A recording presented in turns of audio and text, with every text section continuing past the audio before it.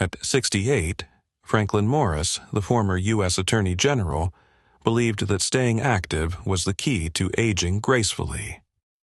Every day, he jogged through the quiet streets of Crescentville, a small suburban town known for its friendly neighbors and serene environment, shifts slightly, adding a hint of suspense.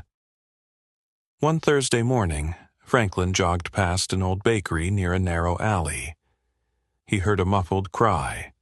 Curiosity quickly turned to concern as he stopped, turning his head toward the sound.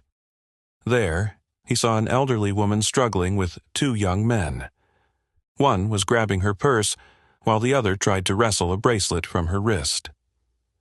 Franklin, firm and commanding, "Hey, leave her alone!" Dramatic music intensifies. The two men turned toward the Franklin, startled. For a moment they hesitated, sizing him up. But when Franklin stepped forward with clenched fists, they bolted into the shadows. Franklin, under his breath, "Cowards." Tension ease. Franklin turned his attention to the trembling woman clutching her empty purse strap. "Woman," tearful, "thank you. They took everything." Franklin, calmly, "It's all right, ma'am. I hope you're not hurt." Police sirens fade in. A police cruiser sped toward them, stopping abruptly. Officer Jack Burnett stepped out, his hand resting on his holster. His sharp gaze scanned the scene, landing on Franklin. Officer Jack, sharply, "Step away from her," building suspense. Franklin froze, confused by the officer's tone. Franklin, "Officer, I was helping her." Jack, interrupting, "I said step away." The elderly woman tried to intervene. Woman, pleading, "No, officer, you don't understand." "He's not the one." Officer Jack, "Ma'am, I'll handle this." Franklin raised his hands, trying to de-escalate the situation. Franklin, "Listen, there's been a misunderstanding." Tension builds further. Officer Jack, "Hands where I can see them."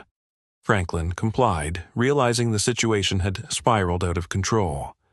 Franklin, calm but firm, "Officer, I've been in law enforcement longer than you've been alive." Jack, scoffing, "Yeah, and I'm supposed to believe that?" Music crescendos as Jack reaches for his holster. Franklin acted carefully, slowly reaching into his pocket. Jack, shouting, "Don't move." Franklin, calmly, "I'm just reaching for my ID."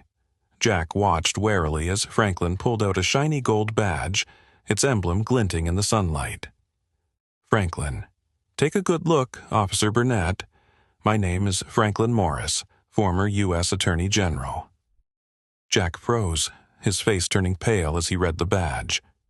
Jack, stammering, "Sir, I didn't know." Franklin, firmly, "You didn't know because you didn't ask." "You made dangerous assumptions, officer." The elderly woman stepped forward, emboldened. Woman, "He's telling the truth. He saved me." By now, additional officers had arrived. Jack's superior, Sergeant Peters, stepped in. "Sergeant Peters, Burnett, is this true?" Jack nodded, unable to meet his superior's gaze. Within minutes, he was placed on administrative leave. Calmly. As the scene cleared, Franklin turned to the elderly woman. Franklin, "Are you all right, ma'am?"